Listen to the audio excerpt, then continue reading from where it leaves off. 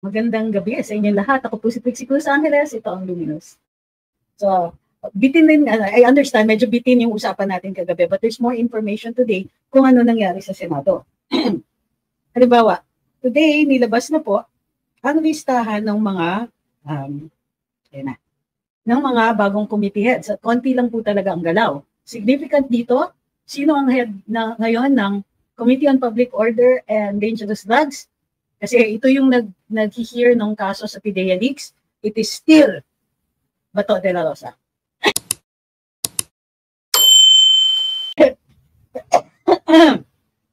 So,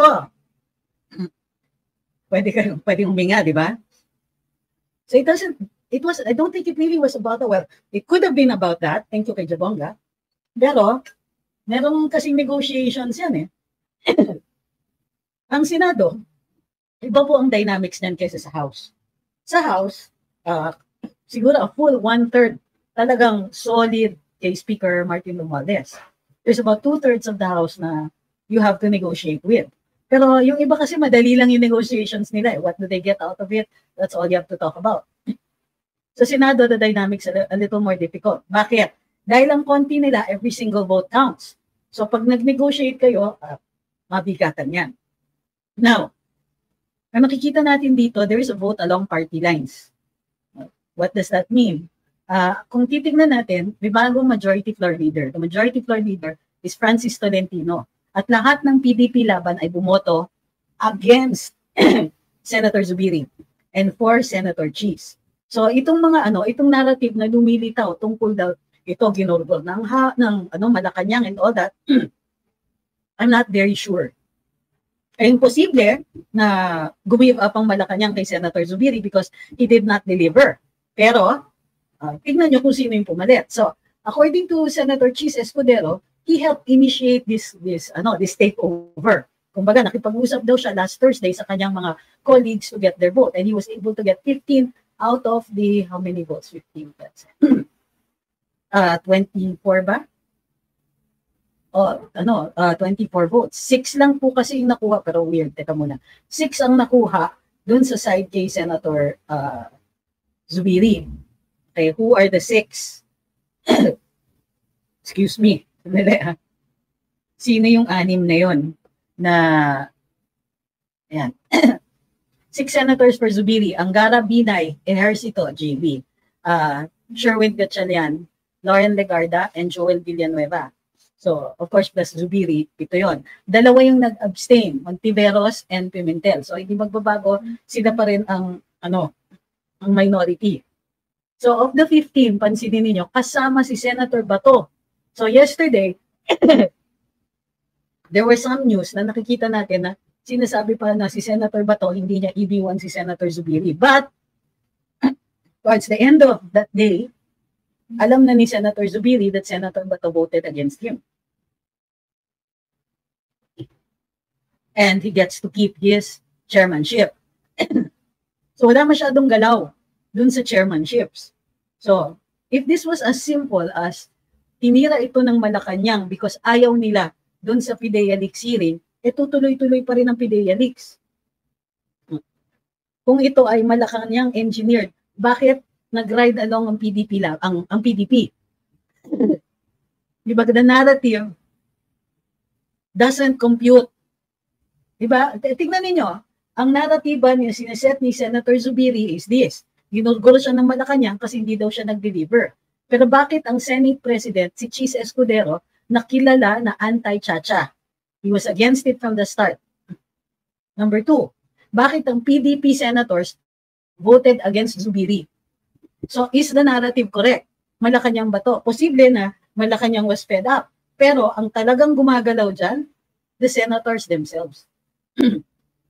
Tingin ko yan, ha? Posible may konting tulak from Malacanang. And what PDP did was, they took advantage. May ganito. O sige, pero kami madyo. So, nakuha nila. So, I wouldn't say na Bato is a weakling, no. Hindi ko masasabi yan. Bakit? Malakas yung partido. Lumakas ang partido ng PDP. So, tama. Kung si former President Duterte ang nagdidirect nito, he just bought more power for his party. Bakit?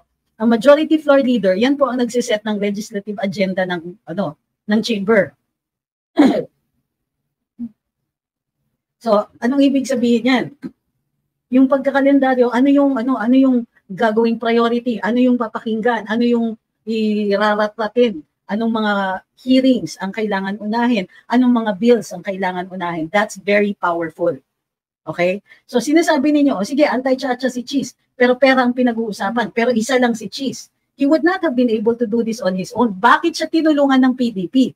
Hindi naman natin pwedeng sabihin na pera-pera tong mga to. There is some strategy involved here. So, hindi ganun kasimple yung naratiba na Malacanang lang ito. Posible na, sige, Malacanang, hindi na kami happy dito kay Migs. Sige, hindi kayo happy. Nakakita ng inang PDP, inilaban.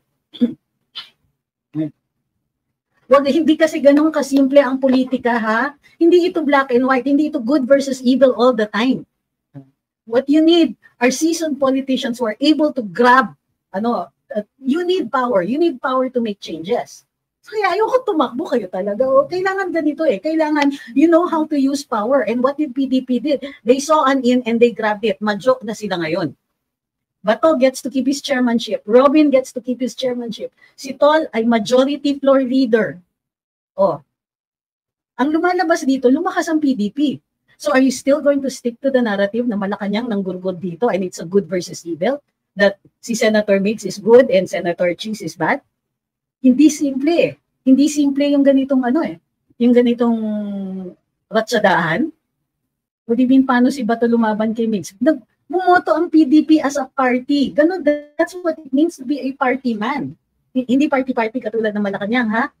Bumoto ka according to your party kahit lapag sa loob mo. Bakit? Because if you stand together, you're stronger. If you vote as a block, you will get what you need.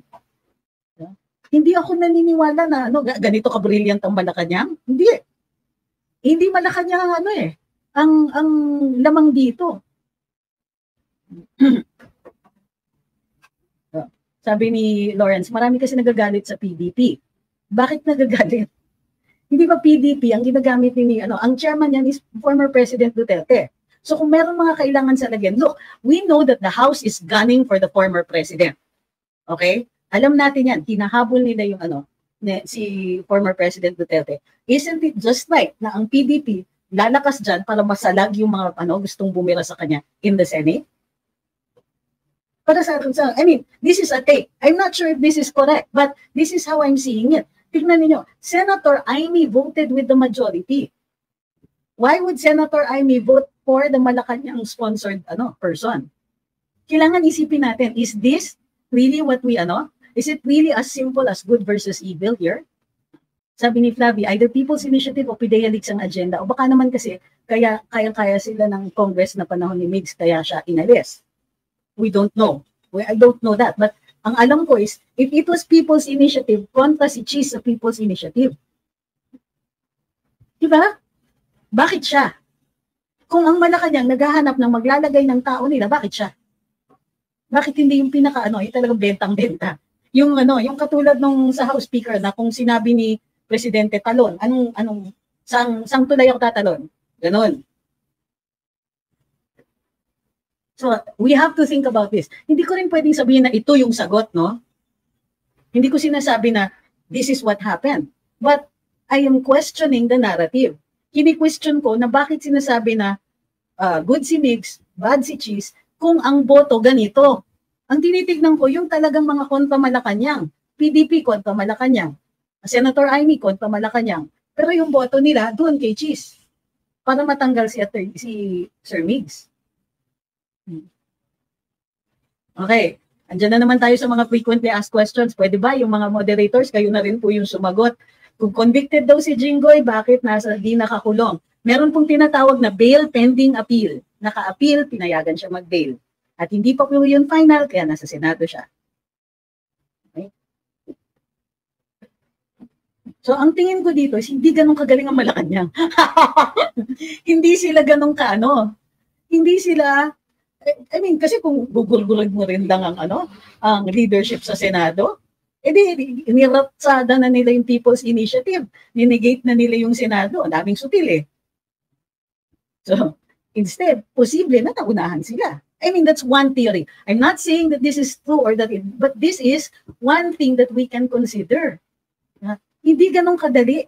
Bakit? Si Senator Migs ba super suporta kay Senator Bato? Nung umupo, gusto niya matapos kagad. Of course, inalaw niya. Inalaw niya kasi ano magagawa niya? Motu proprio hearing ni Senator Bato yan. Pero nung umupo siya, ang tingin ko, ang pakiramdam ko, he wanted it over right away. So, kumbaga, nothing is black and white here. Of course, katulad ng sinabi ko kanina dun sa Pilipinas kung mahal. Senator Cheese is smart. Okay? Smart. He has his family has long ties with the Marcoses. During his father's time, his father was Secretary of Agriculture, was a cabinet secretary to Marcos Sr. Okay? They have been loyalists ever since. Yeah. So, hindi ko rin masasabi na pure, hindi ko rin masasabi na pure-hearted si Senator Cheese. Diba? Hindi rin natin masasabi that he's on our side or that he's DDS or anything like that. Hindi. In fact, ang tingin dapat natin sa mga senador yan, they're out for number one. And who is number one? Themselves. Sila, none of these politicians are ever going to be on our side. They will be on their side. They will choose the side where sila po ang magbe-benefit. Ganun talaga ang politika. And it doesn't matter what country you're in. That's what it is. Pero ang tingin natin ko dito is, kumbaga, wait and see tayo. Hindi ako, how do you call this? Hindi pa rin ako palo na good versus evil ito. There's no such thing. Lahat sila evil. Sorry. Kahit yung mga kaibigan nating senador. Siyempre, may iba dyan naka-survival mode. Diba? Pero, kung kunwari, may isa o dalawa dyan in survival mode, ang tanong ko, bakit ang PDP voted as a party? Correct. Sabi ni Army, Red Adrian Pascual's interesting take. This majority group seems to have many different options, not a majority in the pure sense. Totoo yan. And it's very hard talaga to get a majority into the Senate. Kailangan nandun ka sa ano bang tawag nito? Normally yan, ang nakakakuha ng supermajority, yung presidente. Kung sino yung partido ng presidente. Diba? Walang good. Wag natin iisipin na may mga pure-hearted dyan. Walang ganyan. Politiko sila. Diba?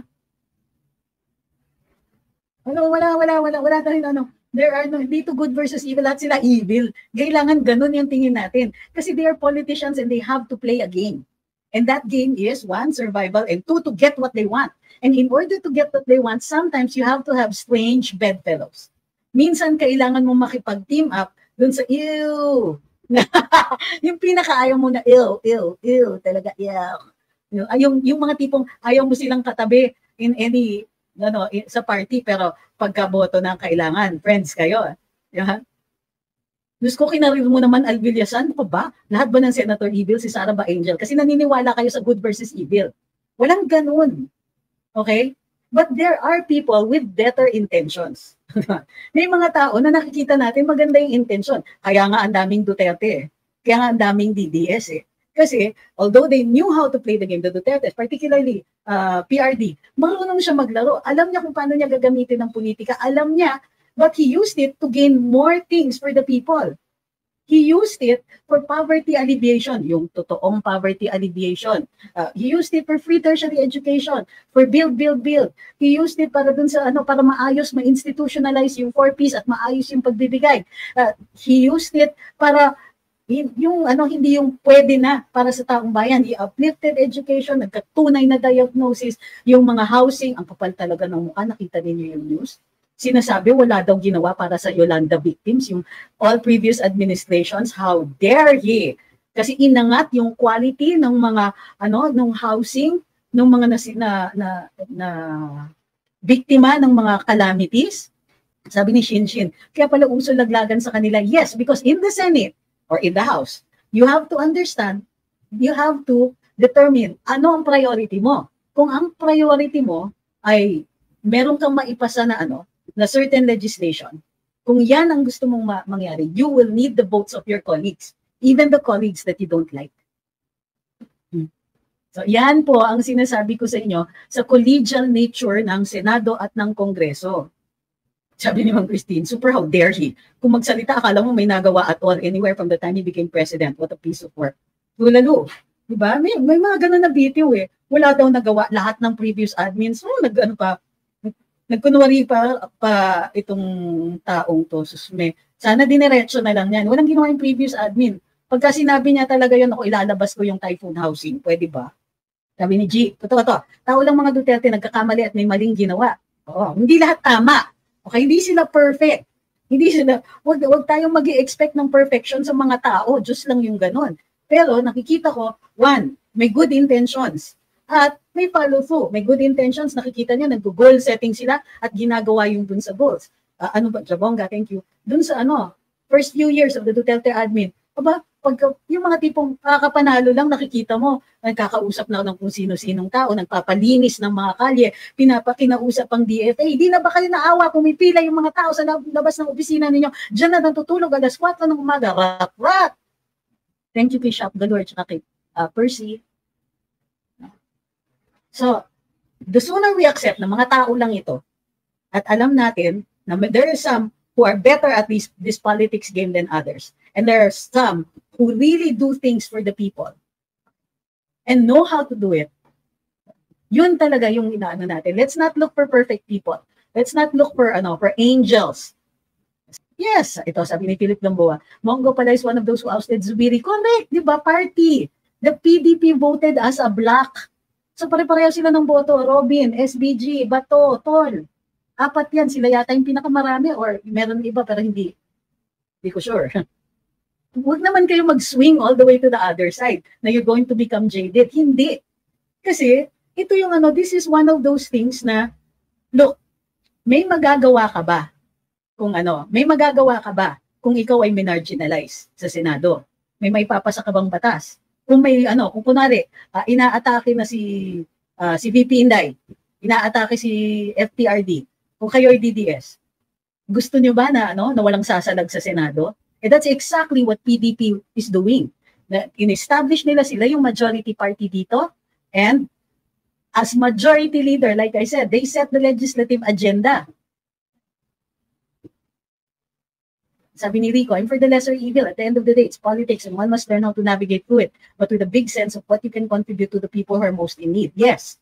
So this is a period of growing up para sa atin. Alam niyo kung bakit binoboto natin dati yung mga dilaw leaders? Alam niyo kung bakit? Kasi parati yung naratiba nila, kami good, yung kalaban evil. Tapos ganun lang, black and white, parang kami white, sila black. At maraming naniniwala. Pero yung totoo niyan, kailangan iboto natin yung mga tao na ka-align natin sa gusto nating mangyari. Kaya tinitignan dapat natin, paano bumoboto itong tao to? Ano yung mga causes na sinusuporta niya? Diba? Kung pro-education yan, anti-poverty, for poverty alleviation, at may agenda sila na ganito yung gagawin nila, that is how politics works. You vote for that. And don't expect people to be selfless and blameless and all that. Hindi, tao sila. What do you think is the reason why PDP bloc voted Zubiri out? I think they saw a chance. Kasi hindi naman sila yung major under Zubiri. Dito, maisulong nila. Mas powerful ang PDP ngayon. Diba? Sabi ni June, mas okay naman si Cheese kasi si Jinggoy, yung naging Senate President. Good luck talaga sa atin. Okay? So, yan. Totoo yan. And I don't think, kasi kung si Senator Jinggoy, yung nagmamaniobra trying to get himself elected as Senate President, mahirapan siya. Pero si Cheese, acceptable sa mga colleagues niya. So you have to think about that also. Hindi acceptable masyado si Cheese, mahirapan sila. In fact, ang suspecha ko, si Senator Jinggoy, yun yung bet ng Malacanang. Pero hindi niya kaya mag-Senate President. So, dun siya pro tempore siya. Sabi ni Travel Buds, daming drama gimmick sa Senado. Sino kaya ang director behind the show? Let's see, palitan si Bato as chairman. Hindi na nga po, in-announce na po. At the start of this live, sinabi ko na po, hindi po tatanggalin. Bato retains his chairmanship. PDP retains all their chairmanships. Okay? Hezekiah, ano yung pro tempore? For now, ibig sabihin, pag wala si Senate President, ang Senate President, ang uupo ay si Senator Jinggoy. That's what it means. For now. Okay? You will be the Senate President for now. So, para siyang Vice President. Ganon. Thank you kay Dan. Sabi ni Mary Grace, Mas lalong garapal pag si Grace po, barkada ni BBM yan. Hindi ba ka mag-anak? That's the rumor. Kaya naman. Ilan po ang PDP sa Senate? 4 po. Pero hindi kinakount si Senator Kiko. Sorry. Si Senator Coco po is considered in the minority. Although officially, PDP pa rin yung dala niya. Sabi ni Jason, baka nga tama yung opinion ng isang netizen, baka ma-checkmate ang Malacanang at maging VP si Cheese. What do you think? Sila ni Peter mag-initiate. Wala po kasing succession. Paano magiging VP si Cheese kung hindi, unless pipiliin siya ng uupo na presidente. Okay? So, the Senate President is not in the line of succession, ha? Walang ganon. Pag nabakante ang posisyon ng Vice President, hindi nagiging automatic ang Senate President. Presidente po ang pipili ng pupuno dun sa vacant slot ng Office of the Vice President, but he can choose from either the Senate or the House. Sabi ni Maripe, kapag nadidepress na ako sa mga pangyayari, sa'yo ako nakikinig agad, tanggal ang agam-agam. Yes, kasi ako, hindi ko nakikita to. Thank you kay Saldi 99 at saka kay Saldi 99 ulit. Okay, hindi ko kasi to nakikita as purely a Malacanang triumph, kumbaga. Posibleng may mga tao who will try to paint it that way. Pero sa tingin niyo ba si Senator Amy boboto ng pro-Malacanang? Parang hindi. Thank you kay Jars de la Cruz. In fact, although naawa naman si Senator Amy kay Senator Mix, but the writing is on the wall. He really was on his way out. So, kung ito ay hindi Malacanang engineer, medyo good news ito. Kasi, remember, kahit naman nung si Senator Mix, hindi kaya ng Malacanang yung Senado. In fact, yung reason kung bakit, di ba, gusto ng yung People's Initiative, i-downgrade nila yung power ng Senado, hindi na sila magiging co-equal dun sa House pagdating dun sa charter change. No?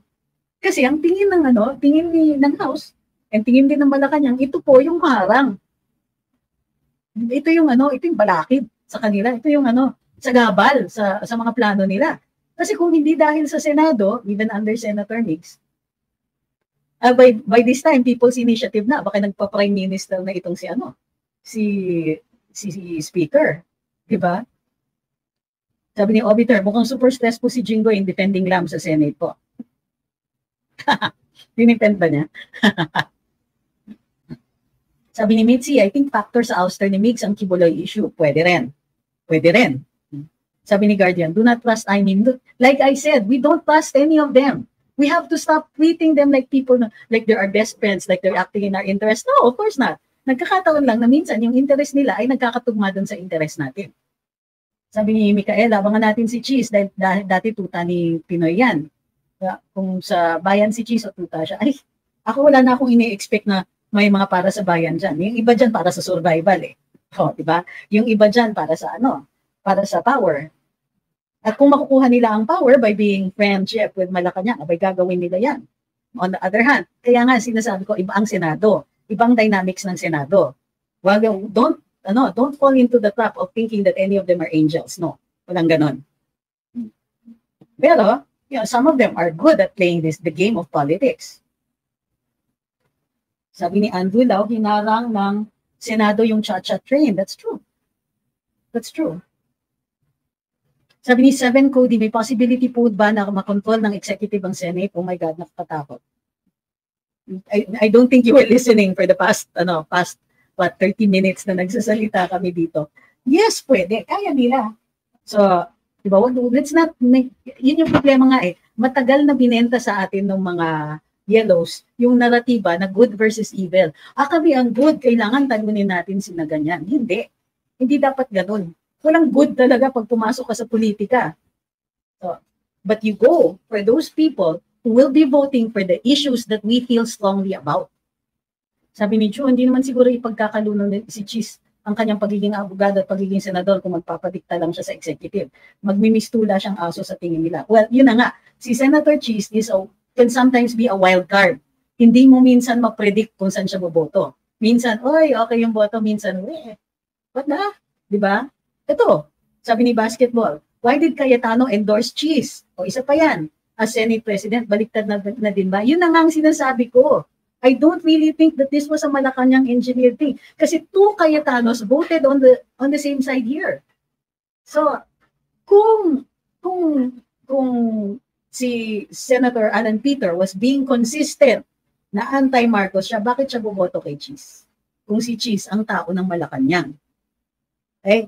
So ulitin ko, sino-sino, ang daming nagtatanong na naman. 15 senators voted to oust Zubiri.